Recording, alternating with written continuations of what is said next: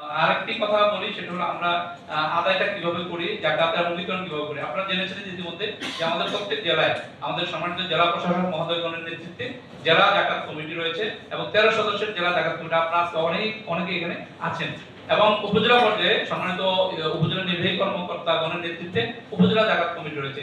এই জেলা এবং উপজেলা জাকাত কমিটির মাধ্যমেই আমরা এই জাকাতের টাকা আদায় এবং বিতরণ করে থাকি এবং জাকাত বোর্ড কেন্দ্রীয়ভাবে এটা মনিটরিং করে থাকে।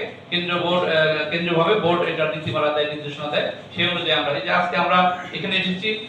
গত 7 মার্চ আমাদের জাকাত বোর্ডের 62তম সভা অনুষ্ঠিত হয়েছিল।